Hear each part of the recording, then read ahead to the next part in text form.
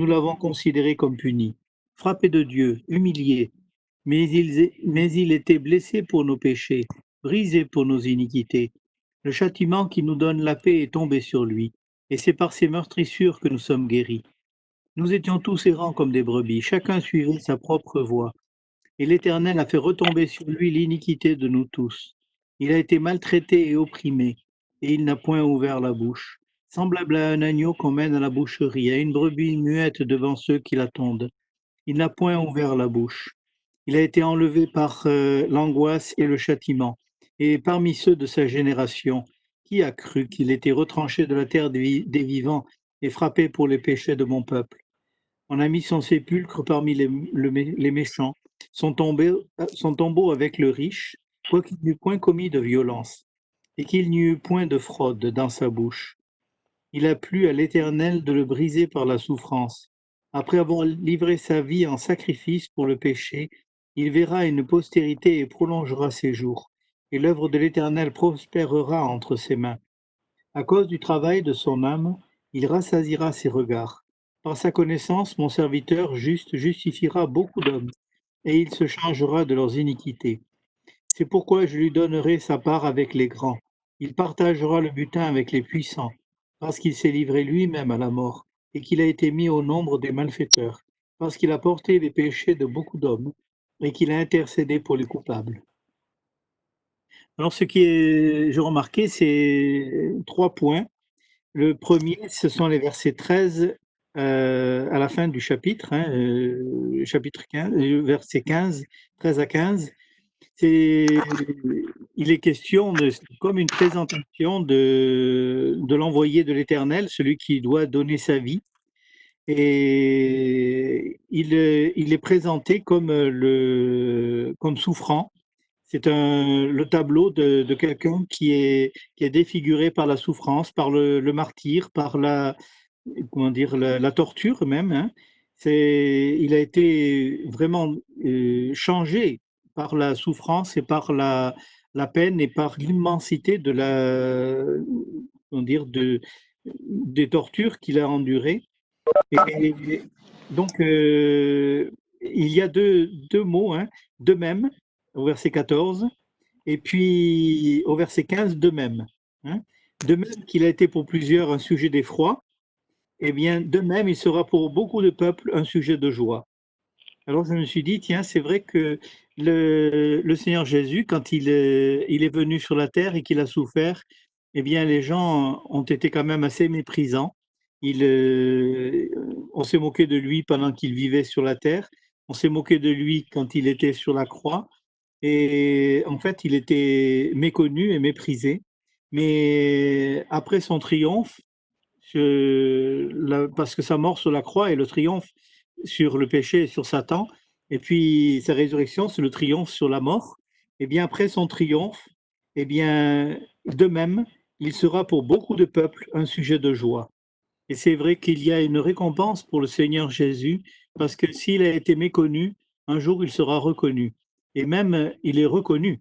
Et aujourd'hui, même des gens parlent de lui. Bon, c'est pas forcément dans le sens théologique, mais ils parlent de lui comme de quelqu'un qui a été un grand exemple, un exemple moral, un exemple de persévérance, etc., hein. Donc, les gens sont obligés, même s'ils ne croient pas, ils sont obligés de fléchir le genou devant lui et de dire qu'il a un nom incomparable.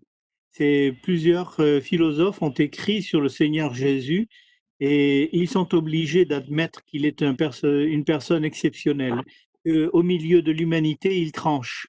Il est différent. C'est comme la lumière au milieu des ténèbres. Il est présenté, visible et comme étant une personne incomparable. Quand on regarde tous les chefs religieux de ce monde, tous ceux qui ont marqué l'histoire par une nouvelle foi, par de nouveaux principes religieux, eh bien, aucun n'est comparable au Seigneur Jésus-Christ. Et non seulement ils ne sont pas comparables, mais ils sont de très très très loin en arrière et leur vie est remplie d'obscurité et de choses même parfois malsaines. Et je ne veux pas entrer dans les détails là-dessus et faire des comparaisons, mais c'est vrai que quand on analyse, eh bien, le Seigneur Jésus se dresse comme la lumière du monde, comme celui qui est incomparable, celui qui est au-dessus de toute chose. Et la bouche des gens est fermée. Et c'est tous ces athées, hein, ces gens qui ne croyaient pas et qui ont mis le Seigneur, disons, se sont posés des questions, ils se sont dit: «Et si c'était vrai?» Je me rappelle de cet homme, hein, qui était un très grand ingénieur qui a travaillé sur les télécommunications en France après la guerre 39-45. Il était athée, issu de famille athée, communiste et tout ce qu'on veut. Donc il n'avait jamais entendu parler de Dieu. Et comme c'était un scientifique, un jour, il s'est posé la question et il s'est dit: «Est-ce que ma démarche, d'incrédulité par rapport à Dieu est scientifique?» Alors, il a été obligé de répondre: «Non», parce que je n'ai même pas cherché à savoir si oui ou non Dieu existe et si Jésus-Christ est vraiment le sauveur. Donc il s'est mis à rechercher et il a fait le tri parmi toutes les religions et il est arrivé à la conclusion que seul l'Évangile, la Bible était crédible. Et alors il s'est dit: «Mais il a commencé à lire la Bible et il a dit: «Non, non, mais je ne peux pas la lire comme ça». Il a étudié l'hébreu et le grec et quand il a maîtrisé l'hébreu et le grec, il a lu dans le texte et il s'est converti. Il est né de nouveau, il est passé de la mort à la vie et il a fléchi le genou devant le Seigneur Jésus. Et je pense à celui qui a écrit Ben-Hur, Wallace. Lui aussi était un athée et devant la personne du Seigneur Jésus, il a été obligé de fléchir le genou. Nous voyons dans ce texte, devant lui, des rois fermeront la bouche, car ils verront ce qui ne leur avait point été raconté. Ils apprendront ce qu'ils n'avaient point entendu. C'est-à-dire que ce sont des pensées qui dépassent tout entendement humain. Quand on voit la personne du Seigneur Jésus-Christ, personne n'aurait pu inventer cette histoire-là. Personne n'aurait pu raconter les évangiles et créer un évangile. Quand il est question des évangiles les apocryphes, mais c'est une pâle copie à côté de nos 4 évangiles bibliques. C'est l'évangile de Thomas, c'est un récit gnostique, rien de plus. Et les autres sont plus ou moins issus de sectes plus ou moins chrétiennes, plus ou moins gnostiques, plus ou moins mystiques, etc. Et donc ce n'est pas comment dire, ce sont des puérilités. Il n'y a rien d'aussi grand et d'aussi merveilleux. Quand on lit les discours du Seigneur Jésus, quand on voit ce qu'il a fait, quand on médite sur le sermon sur la montagne, quand on parle de ce qu'il a dit à ceux qui ont mangé les pains hein, dans l'évangile de Jean, au chapitre 6, quand on voit tous ces discours, on se dit, mais il y a des pensées si élevées, si grandes, que l'homme n'aurait pas pu les prononcer et penser à de pareilles choses. Je pense à un philosophe que j'aime beaucoup, c'est Yankelevitch, qui était un juif, hein, quand il parle du Seigneur Jésus, il est obligé lui aussi de fléchir le genou et de dire, c'est le seul qui pouvait parler de l'humilité et dire qu'il était humble tout en restant humble. Et c'est franchement dire que Jésus-Christ est Dieu, qu'il est le grand Dieu, qu'il est le Sauveur, qu'il est l'Éternel, qu'il est le puissant, qu'il est le fort, qu'il est celui qui nous a arrachés des ténèbres à la lumière. C'est quand on voit combien il était méprisé, combien il a été sous-estimé, ignoré, que on se dit mais il y a eu une compensation immense. Et si on regarde bien, aujourd'hui, il est plus question du Seigneur Jésus que de n'importe quel autre personnage de cette terre, non seulement passé et présent. On parle plus du Seigneur Jésus que de tous les présidents qui existent, qui sont en exercice aujourd'hui. Il est plus le sujet de conversation que sur la surface de la terre. Et même les opposants sont obligés de parler de lui et de le combattre. Si je me dis, pourquoi vous combattez tellement le Seigneur Jésus s'il n'existe pas, s'il n'a jamais existé, pourquoi est-ce que vous prenez tant de peine à le combattre? Parce que on ne combat pas ce qui n'existe pas. C'est un Ouais. non-sens. Ce qui n'existe pas doit tomber par soi-même. Mhm. Il y a 2000 ans que l'on parle du Seigneur Jésus. Il y a des personnes qui ont marqué l'histoire dont on ne connaît que le nom. Certains, on ne sait même pas la date de leur naissance et certains, on ne sait ni où ils sont morts, ni comment ils sont morts et à quelle date ils sont morts. Pourtant, ils ont marqué l'histoire de l'humanité, mais le Seigneur Jésus reste là le plus grand et le plus connu. Même par les opposants, par ceux qui le combattent, eh bien, ils en parlent. Ils sont obligés d'en parler et de faire cas de lui et de fléchir dans une certaine mesure le genou devant lui en parlant de lui. Donc, les gens sont obligés de parler de lui et même des rois fermeront la bouche. C'est des gens qui, hein, les rois ne sont pas habitués à fermer la bouche. C'est au contraire eux qui parlent et quand ils parlent, les autres se taisent. Eh bien, les rois devant lui ferment la bouche. Il est celui qui parle, qui a la prépondérance de la parole. Donc, quand on lit ces quelques versets, on voit la grandeur du Seigneur Jésus. Et puis ensuite, on dirait il y a une question, hein, il y a plusieurs questions dans ce texte. Et ça, c'est une question. Qui a cru à ce qui nous était annoncé? Qui a reconnu le bras de l'Éternel? Et c'est cette question est une introduction à ce qui suit pour parler de l'œuvre de Jésus-Christ. Et alors, là aussi, il y a deux côtés. Donc les versets 2 et 3 qui sont en premier côté et les versets 4 et 5 qui sont le deuxième côté. Alors le premier côté, il nous est présenté comme une faible plante. Il est méprisé, abandonné des hommes, homme de douleur, habitué à la souffrance, semblable à celui dont on détourne le visage. Ce tableau est presque semblable à celui du premier texte que l'on a lu, mais au verset 4, il est dit: «Cependant». Voilà, ce mot, met un tournant. Cependant, ce sont nos souffrances qu'il a portées, c'est de nos douleurs qu'il s'est chargé et nous l'avons considéré comme puni, frappé de Dieu et humilié mais il était blessé pour nos péchés. Alors c'est voilà, il y a ce que l'homme pense et le mais il était blessé pour nos péchés. Voilà, ça c'est le côté de Dieu.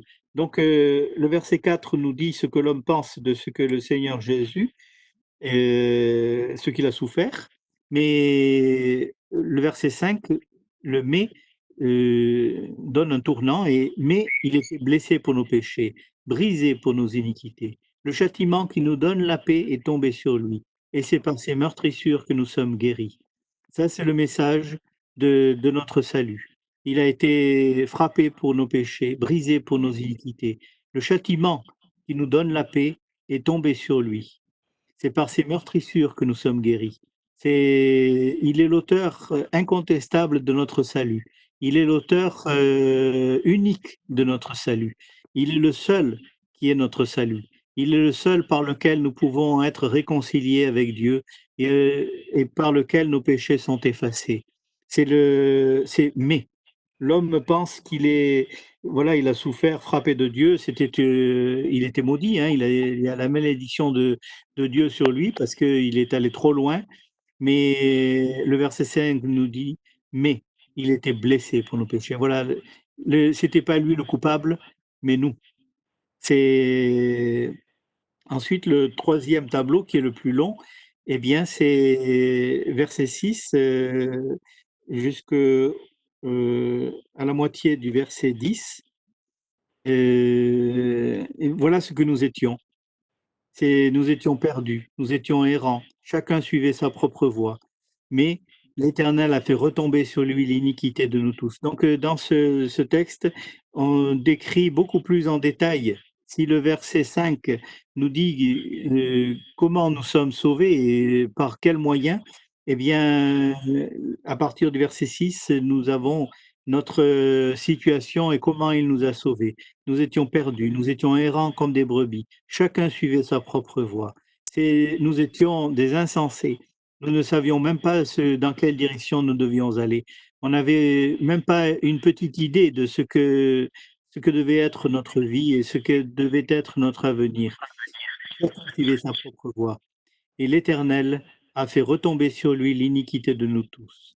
Il a été maltraité et opprimé, et il n'a point ouvert la bouche. Ça, c'est la condition et comment il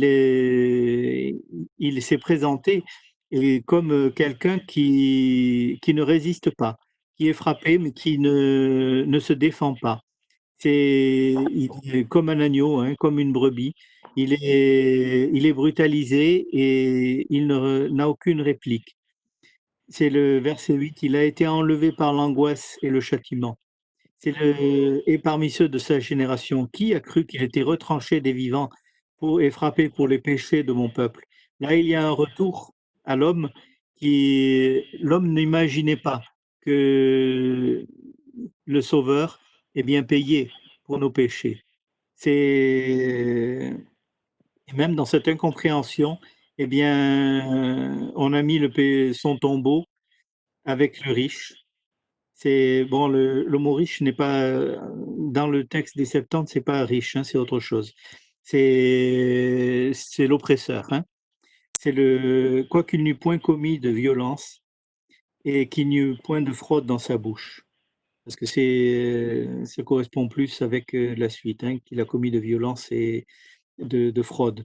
Donc le Seigneur Jésus a été mis au rang des malfaiteurs et il a été, comment dire, ignoré à nouveau. Il a plu à l'Éternel de le briser par la souffrance. Et là, c'est que ce verset 10 commence à nous montrer que finalement, ce n'est pas arrivé par hasard, mais c'était la volonté du Père. Il a plu à l'Éternel de le briser par la souffrance. Voilà ce que la véritable raison.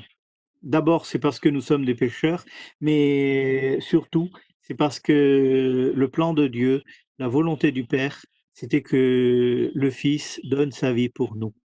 Donc, il a plu à l'Éternel de le briser par la souffrance. Après avoir livré sa vie en sacrifice pour le péché, il verra une postérité et prolongera ses jours. Et ça, c'est la récompense. Il y a le sacrifice, il y a tout ce qu'il a subi, il y a l'incompréhension, il y a le mépris, il y a l'abaissement, il y a toutes ces choses, mais à la fin, eh bien, il y a la récompense.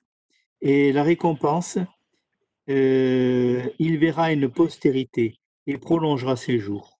Et l'œuvre de l'Éternel prospérera entre ses mains. Et quand on regarde le salut qui est en Jésus-Christ, et quand nous voyons que nous sommes sauvés, que nous sommes nés de nouveau, que nous sommes réconciliés, nous voyons l'œuvre du Fils, comment il nous a sauvés, comment il a payé pour nous, et comment nous sommes passés de la mort à la vie par son sacrifice. C'est son œuvre, c'est son œuvre à lui, c'est son œuvre parfaite, et c'est à cause de son œuvre que nous pouvons être sauvés. Et donc, cette œuvre prospérera entre ses mains. Et la deuxième partie du verset 11, par sa connaissance, mon serviteur juste justifiera beaucoup d'hommes et il se chargera de leurs iniquités. Donc ça, c'est une promesse, hein.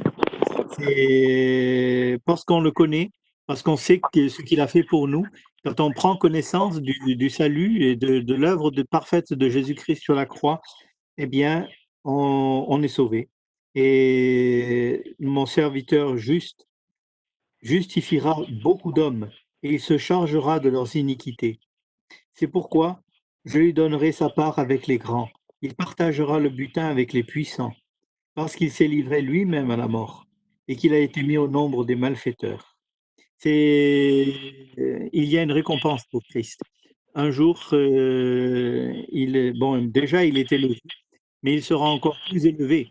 Il dominera sur toutes les nations.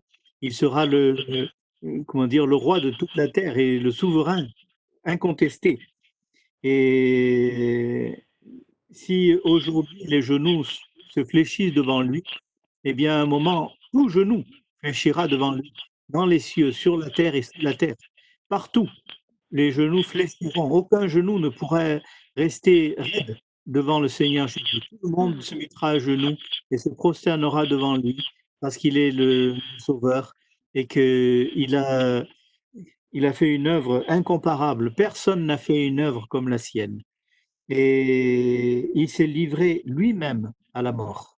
Donc il y a le verset, hein, verset 10, il a plu à l'Éternel de le briser par la souffrance, mais il y a cet autre verset qui dit, parce qu'il s'est livré lui-même à la mort.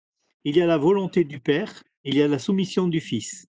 Et le Fils n'obéit pas au Père servilement, mais il obéit avec un libre arbitre. avec une volonté d'obéir. Il n'est pas dans la main du Père, il n'est pas une brebis muette. Il va à la mort de lui-même. Et il a dit aux gens, personne ne me l'ôte, je la donne de moi-même. J'ai le pouvoir de la donner, j'ai le pouvoir de la reprendre. C'est l'œuvre parfaite de Jésus-Christ de donner sa vie. Il a donné sa vie. Et c'est une volonté libre et un choix libre, quoi que ce soit la volonté du Père. Et c'est très important de faire la part des deux. Et donc il a été mis au nombre des malfaiteurs, parce qu'il a porté les péchés de beaucoup d'hommes et qu'il a intercédé pour les coupables. Et on voit la suite de l'œuvre de Jésus-Christ. Il a porté les péchés de beaucoup d'hommes, mais il a intercédé pour les coupables. Voilà. Dans cette mort de Jésus-Christ sur la croix, eh bien, il y a aussi une intercession. Et sa mort n'est pas seulement une mort substitutive, ce qui est absolument vrai, mais il y a une intercession. Il y a une volonté de nous voir sauvés, de voir que nous soyons réconciliés avec le Père.